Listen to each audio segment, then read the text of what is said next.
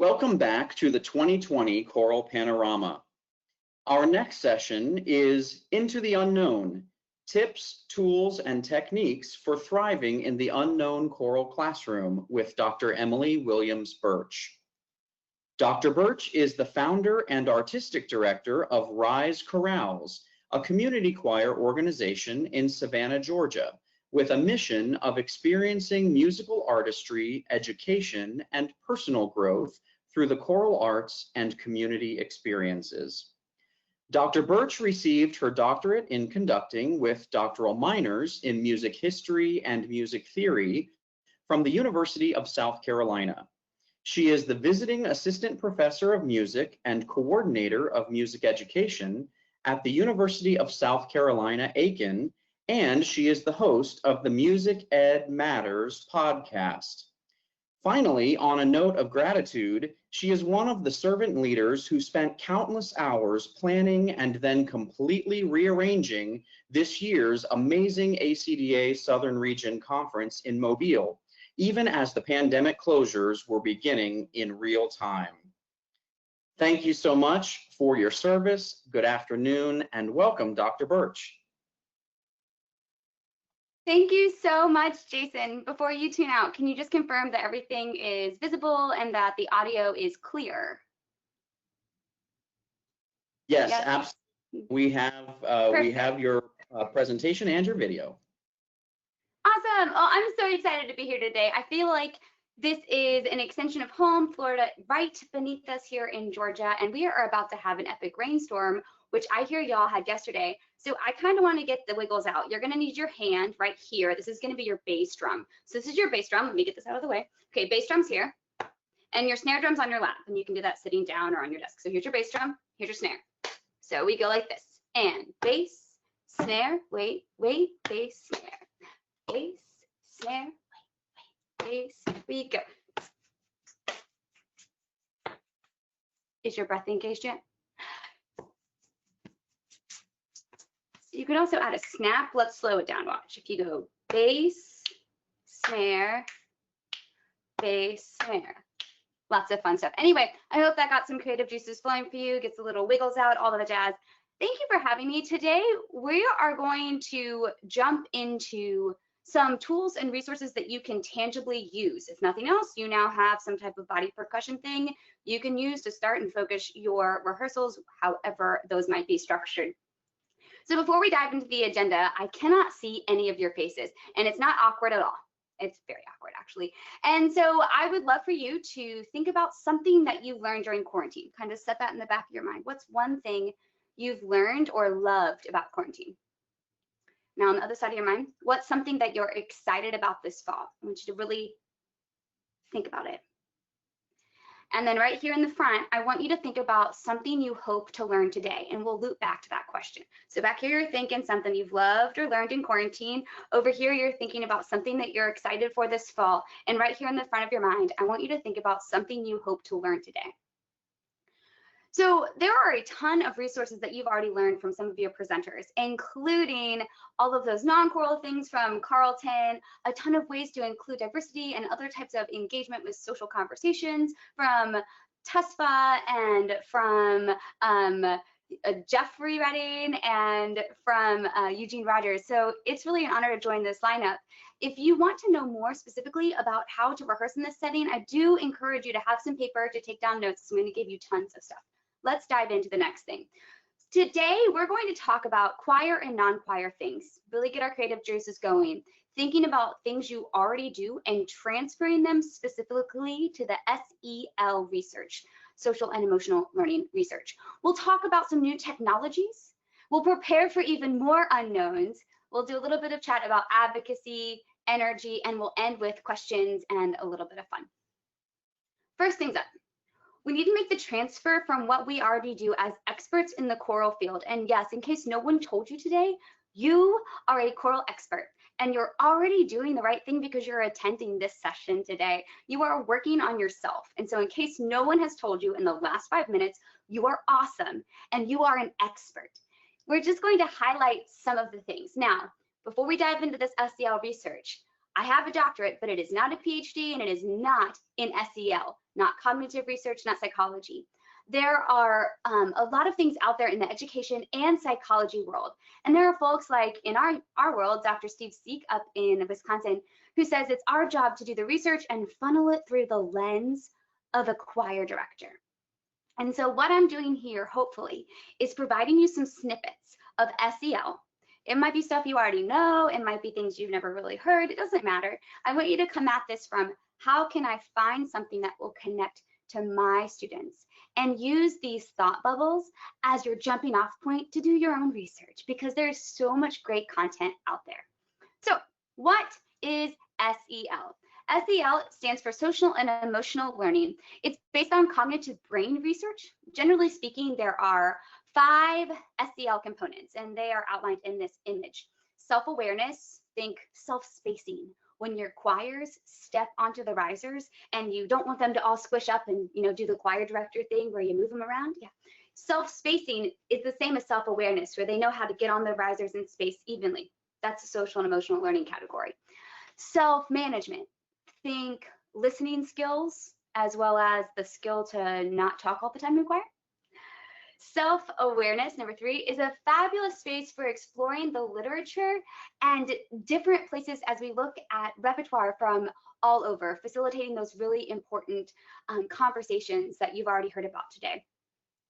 Number 4, relationship skills. I feel like that's self-explanatory in choir. You're doing this every day that you show up, connecting with them, showing them how to authentically and vulnerably share their talent. And then number 5, responsible decision-making. Dr. Bauer's Rules of Expressive Singing, anyone? Speaking of which, if you have not looked at that COVID-19 document, we'll talk about more of that in a second. So notice here, the same 5 components. So that last document came from a national organization, and I can provide any of those resources that you'd like. This is another look at those same 5 components. Notice there's a slightly different title in each of the 5 components, but the concept's the same. Remember, we're looking for ways for this to resonate with you and your choir and your community and the way you teach. So another way to look at the 5 components is through the lens of essential questions. So the first one, we've already seen that same title, the self-awareness. The question that we're asking is, what specific emotion am I feeling right now? Or what should I be feeling as I sing this song? What should I feel, or what should my face do while I'm expressing this piece of music to our audience? Number 2, empathy, or as we saw in the prior screen, relationship skills. The question we're asking is, what emotion is the other person feeling right now? So transfer that to musical situations. Can I hear the tenors, or am I overpowering them? Virtually, am I dominating the virtual space by talking too much? These are questions we can help our choirs unpack together and really learn more about their own social and emotional states. The third one here, self-regulation, or as we saw before, self-management.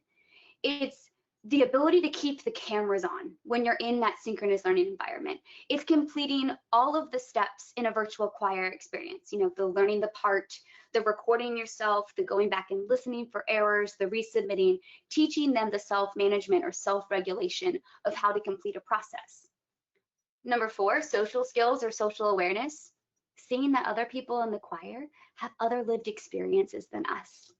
And number 5 on this infographic, motivation, or as we saw before, responsible decision-making. Basically showing up for these opportunities. That's something we have to teach and empower our singers. So a quick story, because I'm wanting you to start getting those creative juices flowing for your situation. I'm guessing you already have a couple of these SEL components that are your go-to thing when you're in rehearsal. I had a parent from my choir give me a call and just ask what our plans were for the fall. And we all know that it's really fluid right now. I have a community choir of middle and high school girls, and the parent was looking for both asynchronous and synchronous opportunities for their child, because the struggle was how to get them out of bed, get them dressed, and get them in front of a camera engaged. They can do their homework in bed in their pajamas all day, and this mom was specifically asking for opportunities that will build this 5th component, that motivation component, teaching them how to do that. All right, so we've had the first infographic. It gave you the 5 components. We had this second infographic. It gave you some essential questions. If neither one of those are resonating with you, not to worry, I have bullet point lists. So this is, again, another infographic. I have all of where I got these in the sources, but this one has a ton of vocabulary that will hopefully provoke thought.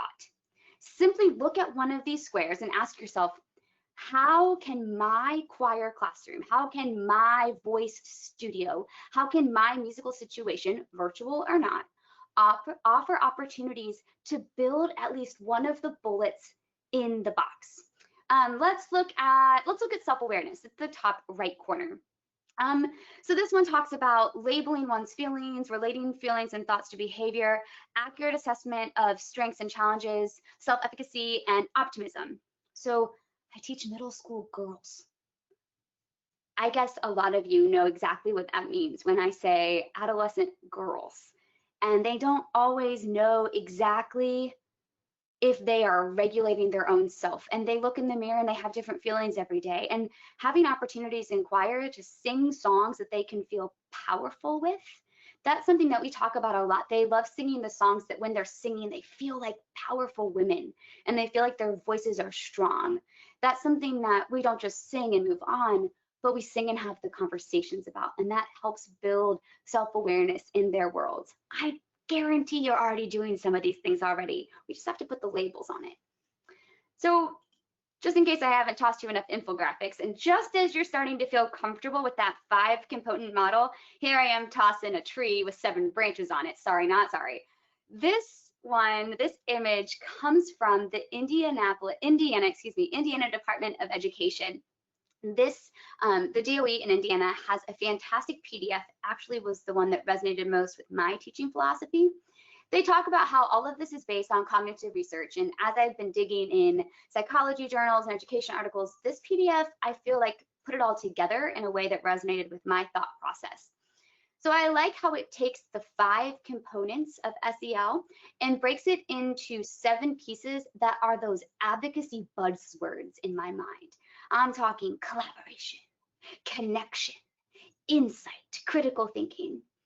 Please tell me you're thinking about advocacy while you're doing this as well, because it is every one of our roles to do that. We'll talk about that in a second. But let me read this quote directly from the Indiana Department of Ed.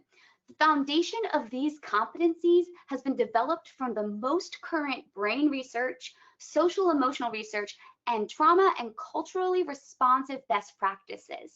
The neurodevelopmental model is in alignment with the latest brain research regarding brain development and the fundamental skills of attachment and regulation. Think about that as we're sitting in this world of, I can't even see your faces right now.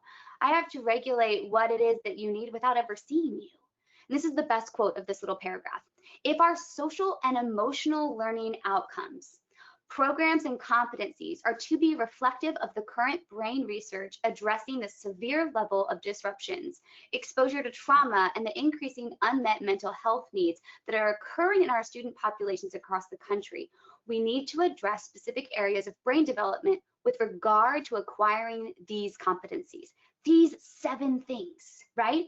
So if we look deeper into each of these, this lets you unpack all of them, and we can really stop and think. Now, if we were not in a GoToMeeting format and I could actually see your faces and put you in breakout groups, this would be a fantastic opportunity to assign each of those title names, mindset, collaboration, critical thinking, and have you brainstorm ways that this could impact and help your choir.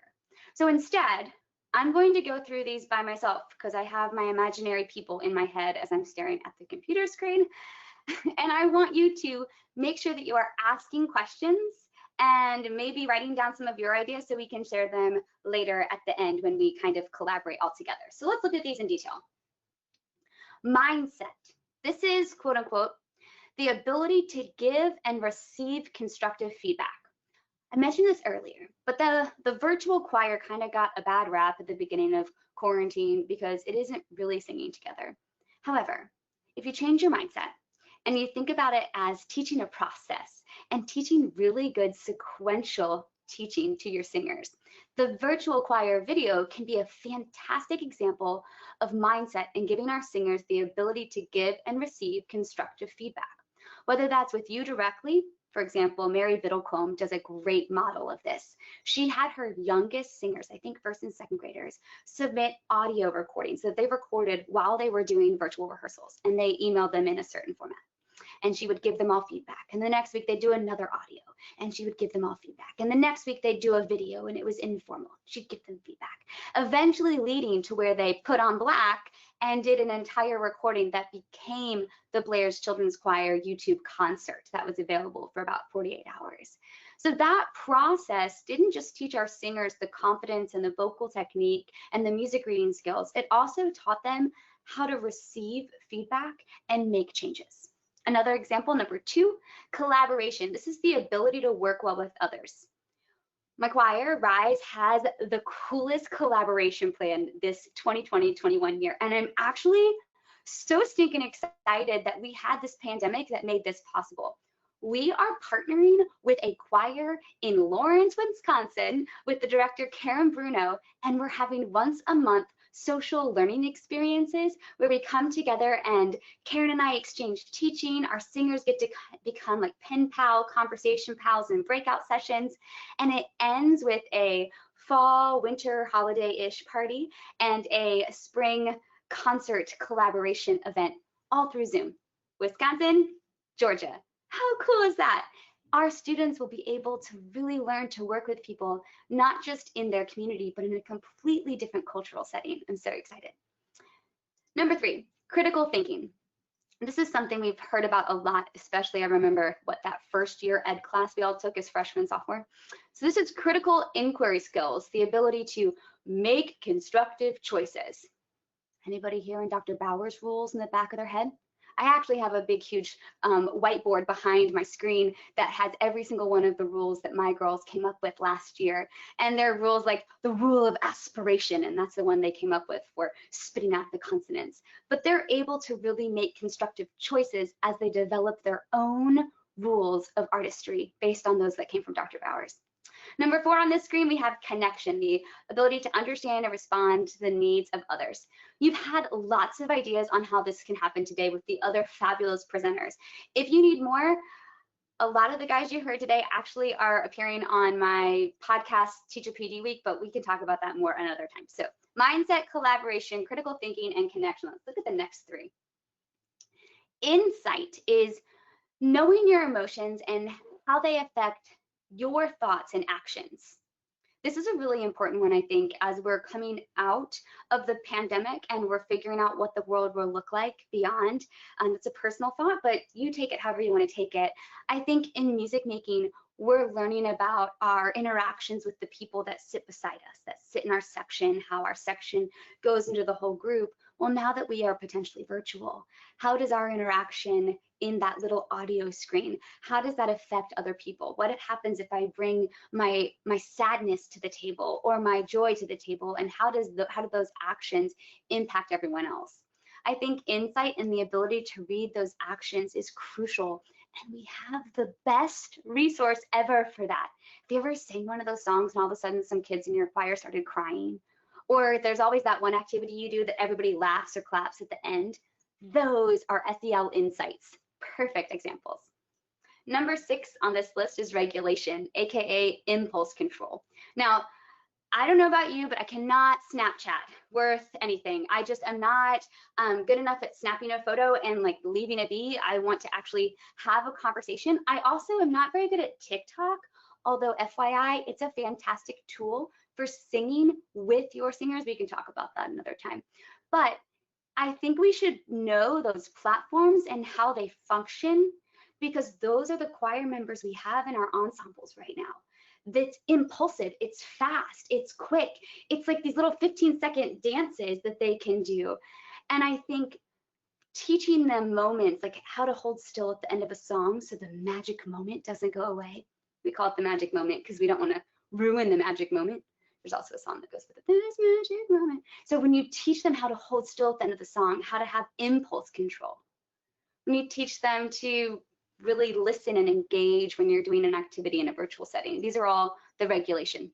Last step on this one, sensory motor integration. Now, I feel like this is also a big deal as we're figuring out how life works coming back into the classroom, because The main quote under this one is managing transitions and changing routines. Y'all, therapy. People are going to need therapy. We don't all know exactly how they're going to come back to us. And so I think managing the transitions, talking about changing routines, creating routines, uncreating routines, deconstructing routines, it's something to think about as you're planning how you move forward in the environment that your community decides. So choir and non-choir stuff, specifically social emotional learning. In case you didn't know it, you already do so many of these things, whether the 5 components resonates with you or the 7 branches of the Indiana GDOE resonates with you. You already do this. Now all we have to do is tell the story and kind of rewrite the sequence to meet the objective. And I say it that way because the objective, it's not necessarily changing. Dr. Kevin Podworski out in Denver, Colorado, recorded a fantastic podcast about how his objectives remained the same and the way that he sequenced the students to get them changed because of the technologies he used with online learning, which is what we'll talk about next. I just want you to think about what you know and what you are already so good at as voice teachers, as choir directors, as whatever it is that you do. You are doing the right thing and you know what you want the students to achieve. Figure out where they are and figure out a sequence to get them to that objective. Unfortunately, it likely won't be the sequence we've used forever up to this point, but that doesn't mean it's not possible. We're just rewriting the sequence and the pathway to get there. Also, this is a great time to make space for student input and creativity. That TikTok thing I mentioned earlier, totally one of my singer's ideas when I said, what can I do to help you feel more engaged with choir throughout the week when we only rehearse once a week? And one girl goes, you should get a TikTok and we can do duets. Bam, it's done. So that is number 1, choir and non-choir stuff, specifically SEL. I wish I could see your faces. So new technologies. What is out there? Where do I find it? How do I use it? And why? I'm going to blast through some examples and ideas. Please don't stress. You don't have to take away all of these. The goal of a presentation is to walk away with at least one idea. If you get more than that, it's bonus or sprinkles on top. And whenever I present, one of my biggest objectives is that you feel empowered and energized. So if nothing else, just let this be a moment where you think about all the different sequences and pathways we were just talking about to get to those objectives that are important to you. So here we go, new technologies. And if you look at the ACDA COVID-19 response document, it's 108 pages. It can be overwhelming. Don't worry. You can go specifically to the content area or age that you work with, get ideas from there. And keep in mind, they weren't created for every single environment. It's just to get your ideas going. Or jump to the back of that document. That's pure gold.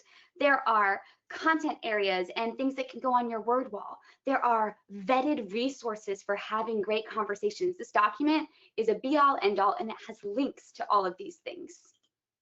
Flat.io.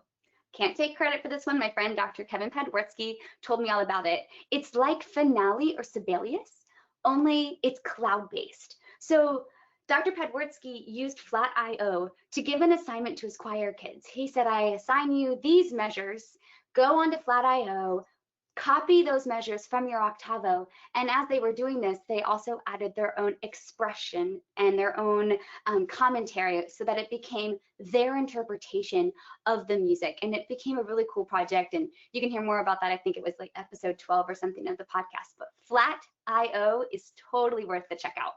Along those same lines, Soundtrap. It's also a cloud-based program. It's similar to GarageBand. You can record things. You can have multiple kids working on it at the same time. It's cloud-based, so it is a little bit easier to share since GarageBand, Audacity, those files can get so big. Speaking of which, GarageBand is the bomb. You can just drag and drop, and there are tons of helpful tutorials. If you have even better DAWs, digital audio workstations, there are a few that you can pay for, like Logic and Audacity and such. But I use GarageBand because it's free, and most of my students who have Apple products have access to it, so that's also been a great tool. Virtualchoirhub.com. This is a fantastic resource as you're figuring out what to do when you're teaching vocal technique and potentially doing a virtual choir. You're not in this alone, and you don't have to start from scratch, such as going to Virtual Choir Hub and seeing what is there. Speaking of coalitions of people getting together, choramore.com is an insane resource. There are methods and resources for every possible thing. In fact, this coming Monday at 3 p.m. Eastern, we're doing a whole how to teach around in a virtual rehearsal and turn around into a performance piece for young singers or a warm-up for older singers. It's really cool. I definitely think you should check out that resource. Oh, I think I clicked the wrong button. Did it go away? It went away. Hold on a second. Let me find my presentation again. Oh no. Okay, there we go. So new technologies. Dr. Derek Fox created the Professional Choral Collective. This is a fantastic resource that's actually been taken over by something in Nashville. I forget at the moment. You'll have to ask Dr. Fox. But it's now even bigger than just the choral collective, and it involves people from all different areas and age groups and different types of ensembles providing lesson plans or ideas for lesson plans. Such a fantastic resource. Let's see if this works this time. And quavermusic.com, there are some free resources, but there is also an entire choral area of Quaver Music, and it involves everything from the focus activity to the warm-up to the sight reading, the whole lesson plan to build the songs that are that beginning choir stage. Worth looking into. And then apps. I don't know what apps you have on your phone, but my students love to play Share the App Day. It's kind of like show and tell, but I give them the opportunity to find a musical app that has been useful to them and share it with the group. And through that, I have found so many really cool apps that help us teach and learn and grow together. Why do we spend so much time unpacking all of these technologies? You probably know more than I do too that aren't on this list. Because like we said a second ago, the objectives, they're not really changing. Yes, you're going to integrate or bring out or highlight the social and emotional learning things that are happening while you're achieving those objectives, but we don't get to do that necessarily in the way that we always feel comfortable. I know you put a few hundred kids in front of me and that's not scary, but you put a few hundred kids in front of me on a virtual choir and I'm not exactly sure what's going to resonate with them yet because I haven't had enough life experience. So it's almost like we've evened the playing field and we need to figure out new pathways to jump on. So these are just some of the ones that I've been using that have found great success with. There are so many more out there. And so before we go on to the next one, I just want you to think about the opportunity we have to be creative. We are all in this really cool vocal music, choral music profession together. And I don't know why you joined it, but I'm sure it has something to do with your heart or your soul or an experience, something that should make you smile when you think about it. So now we just get to bring that smile, bring that joy in a little bit of a different way. And yeah, there's going to be hiccups and we are going to find things that don't work, like me clicking the wrong button just a second ago. But we get back up and we keep going, and that's all that matters. Speaking of which, you already know this, that we have to prepare for whatever lies ahead. But I feel like it just needs to be said one more time. Don't compare yourself to anybody else. Don't compare yourself to other people's social media or other people's presentations, because their kids aren't your kids and they're not you. And whatever it is that you're doing, it is perfect just the way it is. Just keep trying to fall forward a little bit more. Brene Brown has a great quote that says, everyone is doing the best they can. And there are so many times a day that I just stop and I say, you're doing the best you can, Emmy. And that's something that I want you to give yourself grace and space to just try things as we go into all this. So let me get back on topic, because you know you matter. You're doing all the right things. I just wanted you to hear it directly right here, face to face. But as we prepare for more, I think Dr. Philip Schultz said it best, that we are leading by example right now. And it's easy to really find the negative in this. But if we can, for our students, remember that we are the leaders and with leadership comes much responsibility. We can be someone that they remember years down the road that impacts them for the better because we stayed positive or productive during this time. So things you should be ready for in case you haven't already thought about it. Be ready to pivot because we all know counties and states are making crazy decisions and changing all the time. Get ready for some flexibility. Technology will fail. There will be a massive thunderstorm happening right now as we are talking. Creativity is going to come in waves. There's tons of creativity research. You just have to know that it's okay to lean on your students and ask for their input, or lean on your friend. This is one of those times for amazing collaboration. In fact, maybe I should steal a few words from Dr. Bauer since I've already referenced her once. She had this wonderful sermon during that ACDA COVID-19 document. She said at the end, collaborate, communicate, and make decisions. And that's what we do as choir directors. We make decisions, really fast ones, like, ooh, altos, ooh, sopranos, tenors, basses, yes. We make decisions fast. It's what you were trained to do as a vocalist. Now we're just making some new kinds of decisions. But it's important that we stay collaborative, and we communicate everything that we're doing, because that's where creativity will shine. You have to have poise. We all know those people who aren't poised. Don't be that person, because you can be better. Just stay poised. You can fall apart after the Zoom meeting's over. You can crash onto the sofa of exhaustion or too much light from your computer. Get blue light glasses, they're the bomb. You can have poise after the fact, but be poised for your students. They're the reason we exist, and they deserve that from you.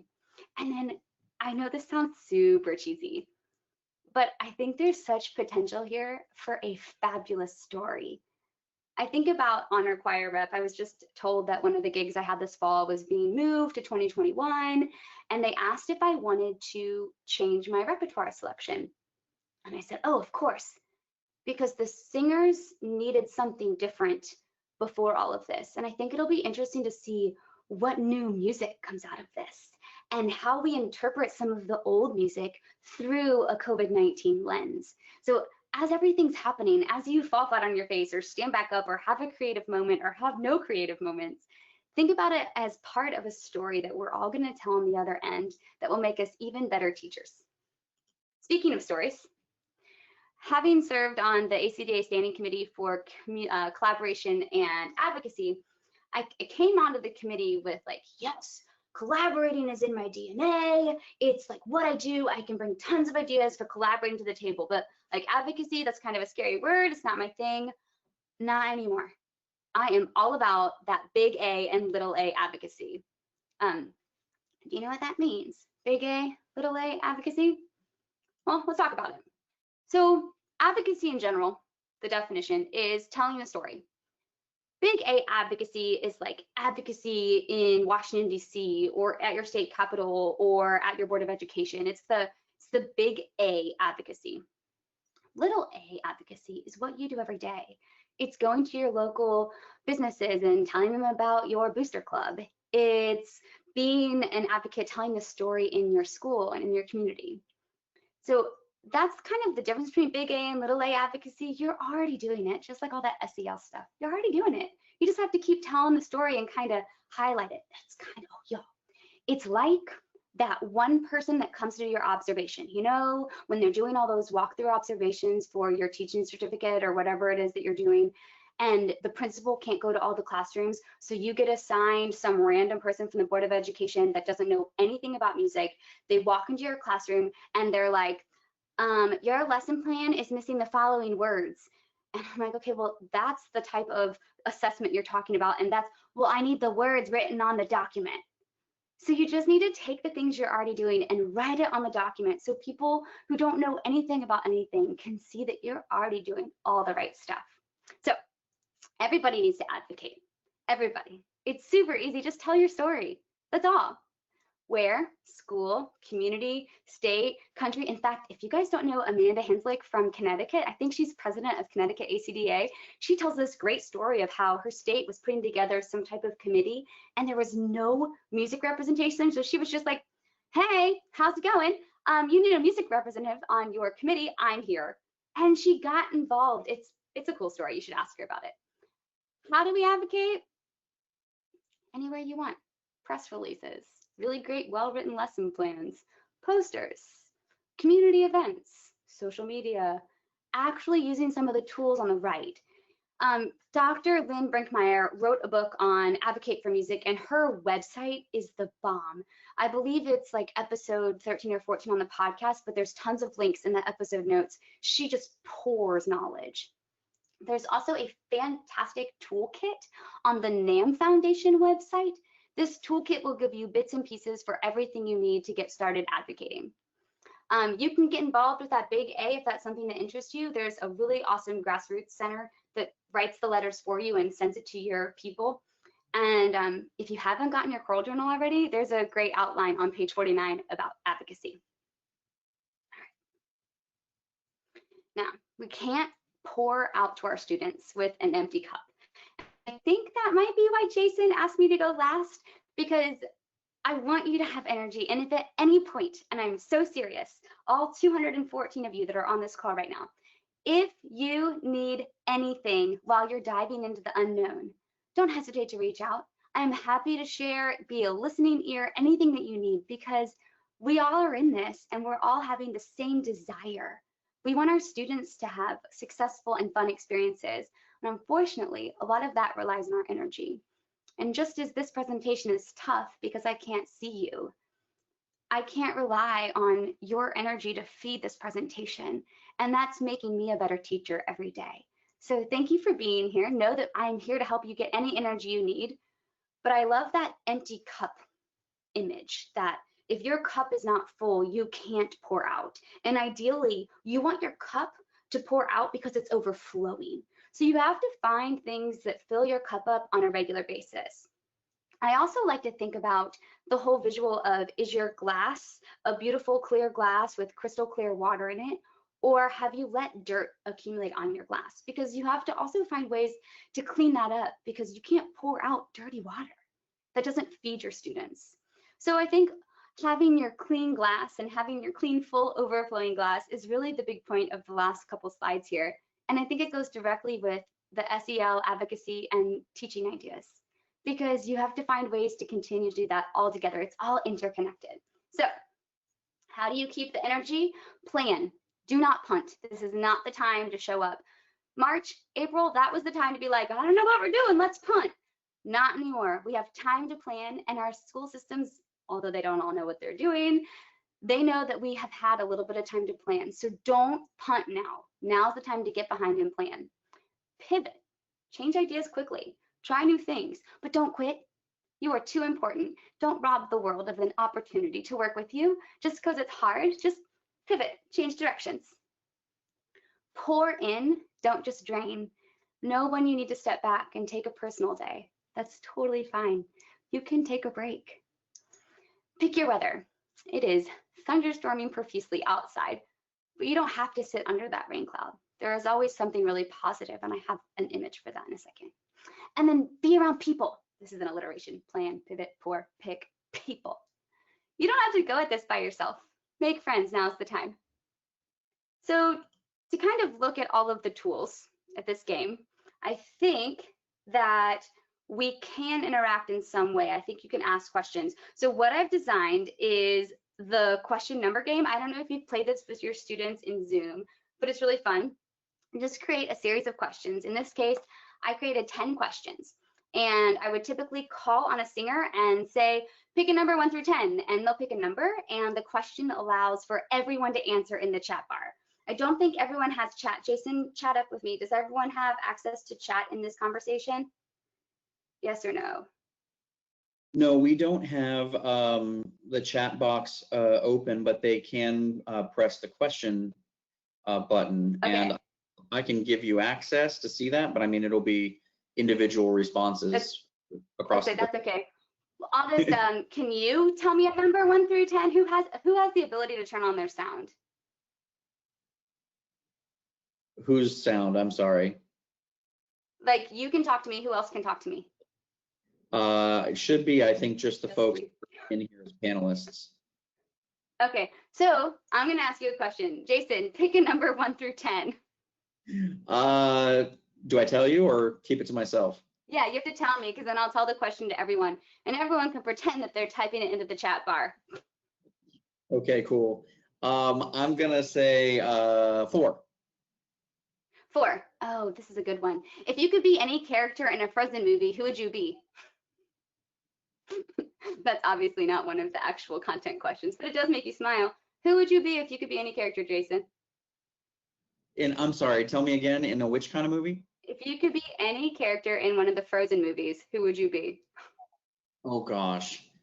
I've got to say Olaf, right? Yes. Oh, good. We're going to have a good picture of Olaf in a second. All right. Ask me one more number. Let's see if we can get one that actually relates to the content. Okay, 7. 7. Oh, pick a different one. That's if you could have a superpower like Elsa, what superpower would you want? I do have some content questions built in here. I got you. 9. Perfect. What did you learn today? This would be a perfect thing if we had chat. I wish we had chat. Everyone should think about that, and I'll post the 10 questions so they can see it another time. But based on everything that we've talked about today, thanks for playing, Jason. No problem. We've talked about choir and the non-choir stuff. We've talked about all of the SEL and the things that you can kind of connect to what you're already doing. We've talked about different new technologies and resources that you have to really dive in and find what you need to be your best teacher self. We've prepared for more by figuring out how we're going to fill our cup and find our positive pathways so that we can tell the best stories for advocacy and keep our energy high for our students. Do you have any questions that you would like to ask? While you're asking them, I will just let you know that many of the things I talked about today are episodes on the podcast. It releases every Tuesday morning at 7 a.m. and episodes include interviews with really amazing people, repertoire exploration episodes with composers and different people that are really great at repertoire. We have teaching tip episodes and bonus episodes and sometimes just Q&A. If you still want more, I'm doing a whole week of professional development next 2 weeks from now, August 3rd through 7th, where we unpack each of the things I've talked about, the 5 things, with people who specialize in those fields. And then we have real-time setups where we get on Zoom and actually unpack it together. So there's places that you can get more answers if you need it, or maybe today was just a moment for you to get creative and see you're not behind and you're doing all the things right already. You just need to start highlighting those things and putting them on the actual paper that people see. And you're going to be so successful as we dive into the unknown. And if you're not, fall forward, get back up and try again. We're all going to be doing it. So just in case you forgot why we're here, this is why we're here. These amazing humans and that one kid in the front who is smiling so interestingly, or these beautiful humans. This is why we exist. We get to interact with people. And I'm so glad that we got to interact today. All right, if there are any questions, I'm here. Jason, do I have to talk to myself still? Talking to yourself is not fun. I'm here. I'm here for you. Yeah, you're here for me. Cool. What did you learn today? I'm going to ask you that question now. We've gotten a couple of questions coming in asking if you would tell a little bit more about your podcast. What's the name of it? When and where can we find it? All of that. So you can find the podcast on Apple Music. So the name is Music Ed Matters. And you can find it on Apple Podcast. If you're not an Apple user, it's on Podomatic, P-O-D-A-M-A-T-I-C, podomatic.com. The easiest way actually to find it is my website, emmyburch.org/podcast. And that's actually right here. If you type in my name and then you just do /materials, you can find resources from today's presentation. If you do /podcast, that'll take you directly to the podcast and any resources that come with it. And if you just want to be friends and shoot me an email, you can do website/contact. It's a good question. Thank you. Another question is asking about the PD week that you're sponsoring, and is there a cost? And if so, how much? Yeah, it's $3 because podcast, you have to have bandwidth to store all the episodes. And because there's 15 episodes, It is right here's all this stuff. You can access it at patreon.com/musicedmatters. And for $3, you get access to all of those episodes. Plus, I send a daily email with the real-time Zoom links, and those all happen on that right-hand side of the screen. So it's been a lot of fun curating and compiling all these episodes. You can see there's one day that's focused on techniques and one day that's focused on methods, both virtual and traditional. There's another day that's focused on social and inclusion isn't really the word I want, but social and anti-racism conversations. There's a day talking about publishers and getting organized and how to be successful, and then a final day with thoughts to advocate and move forward. So really great episodes. I've learned a lot putting them together, and it's been fun. I can't wait for it all to kind of unfold. Thank you for asking about that as well. Awesome. Another question is, what is your most effective, or you may want to share more than one, but effective icebreakers for the secondary setting? So upper level high school, I've had a lot of fun with creating pass-off games where you kind of unmute. So let's say I warm them up with solfege if they're singers. I'll warm them up on solfege. Everyone's muted. You're singing whatever my hand signs are. And then I give you a frame. Like it has to be in the diatonic scale, no chromaticisms, and you have 8 beats or 4 beats. And then I pick a person, so-and-so, and they pass it off to so-and-so. And so then they sing their 4 and pass it off to the next person. So that person sings the prior 4 and then their 4, and they pick the next person. So the whole room has to stay super engaged because they never know when they're going to be picked next. So they're practicing every single solfege as it comes down. And by the time the whole class does it, it's like 40 solfege syllables in a row, and it's a lot of fun. That's been a really good engaging factor. I love when the students create activities. Like if I use GarageBand in my rehearsal to design and create with my singers, so they can create their own kind of beat or beatbox activity, and I'll record it into GarageBand. And then we might write our own lyrics, create our own melody, and mash it all up, and then I'll play it back to them. They like doing that. Another thing that has been really successful is having them send me audio files, and then I dismiss them to go practice for 10 minutes or so, and I bring them back and play their audio files immediately that I just mashed together without any editing in GarageBand, and then they get a chance to say their favorite part and what needs improved. And that analytical mindset, they just can't wait to tell you what could be better in that really fast recording. So those have been 3 things that we've had a good time doing. Did that answer the question? Ideas. Wish I could see your face. Faces are so great. Awesome ideas. Here's another question about TikTok and using that for your classes. Do you use a personal account, or do you have one that's developed for your classes as like an official one for school use or student use? So my students all have their own TikTok. So that's, if you join the TikTok, our choir made a TikTok with our choir email address, and it's private so that no one can see it because that's a thing. And so the only people that are part of, that can follow our TikTok are the members of our choir who request it. And when a choir member requests it, all the parents know that we're doing this project. So I send an email to parents in our weekly newsletter. Hey, we're doing a TikTok thing. It lets us duet together. If you'd like to opt out, please respond to this email and I won't allow your singer to be a part or whatever. I also offer, if your singer's not on TikTok option, I record the videos that they can duet with and post them on our Vimeo account privately. So those singers can still do their own duet with me without having to have a TikTok account. So to answer the question, it's an email address specifically tied to the choir. I'm super big on the privacy and communicating with parents on what we're doing. And then I always offer an option for those students who don't have access to TikTok. Great, thank you so much. Another question is asking, I think this is about your, yes, the PD week again. Are those podcasts going to be recorded and available somewhere after the fact? So if you join the page, the Patreon page where it's hosted, they will stay there forever. So as long as you're a member, it's like $3 to stay a member of the Patreon page. For as long as you want to pay $3 a month, you have access to all of those. If you choose to not, as soon as you pay $3 again for the next month, you can have access to them.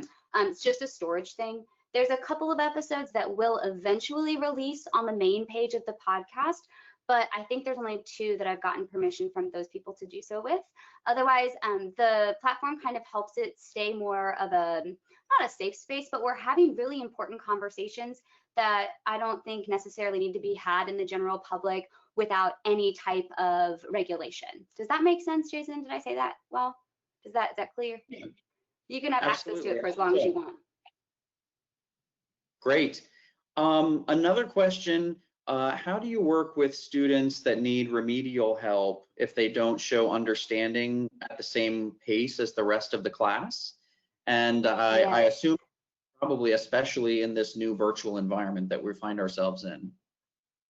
I'm so glad you asked that question. So I teach virtually at the college level, which has been both a challenge and a huge success because I'm able to see those students who are struggling and kind of allocate time in class to have more one-on-one opportunity.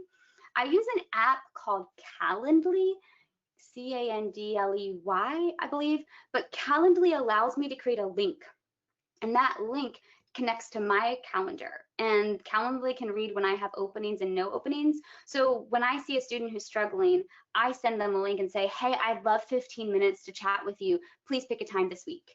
And they pick a time that works for them. Calendly sends them a reminder, and I'm getting these little 15-minute one-on-one blurbs with just that one student. And I feel like I know my struggling students better than I've ever known them. Knowing how they're getting onto the internet. If they can't get on the internet, why not? How can I help them find a solution? If they're struggling with something, what's their barrier? And teaching them how to communicate that, part of the SEL stuff. How do they communicate what they're not understanding? So I think, yes, it's a time thing because you have to be able to give them more time, but the one-on-one visual of them has been huge. Not as specific as the students who are struggling, but think about some of your singers who have really strange habits. I've had so many singers fix some of their bizarro habits because I'm like, get in the screen, look at your face, ready, set, sing. And they're suddenly seeing that they sing side to side or they have tense lips. And I just think there's so many cool things because of the video element of this, both with the students who are struggling, the people who need to work on their vocal technique, etc. There's a lot of really cool stuff happening. Did that answer the question? That was a great answer. It sounds like a great tool. And we had a question following up on that. Can you spell that out one more time for folks that would like to look for that app? Yeah, happy to, because I think I spelled it wrong. I did. C-A-L-E-N-D-L-E-Y. It's, I'll get real close. It's that little tiny white one at the bottom. Can you see it? Little tiny white one. It's a little white app. It's also a web interface, but the app's great. Great. So Calendly. Oh, it's the bomb. I use it for all my office hours at the university. I use it for one-on-ones with my choir. I use it for all the podcast recordings. If you become a VIP patron, I Zoom into your classroom. And so I use it for setting that up. If you become an all access patron, you get to request an episode. Like you get to ask me to do an episode on something specific. So I have a Calendly meeting so we can work out those details. It's been a lot of fun exploring it. That's great. I wanted to mention, I can't remember if you said this at the beginning, but you did say to me earlier before the session started that you were going to make all of your slides available to the folks that are attending. Couldn't? Yeah, so if you go to emilyburch.org and you push /materials, that'll take you to there's both a note page and a PDF of today's presentation if you want to write down any thoughts as you have them, or if you want to share it with a friend. Great. Also, and there's your Olaf. Is that not the best picture of Olaf ever? It is a good one. We will also be posting as we are with all of today's sessions, the recordings and any supplemental materials that are provided by the clinicians.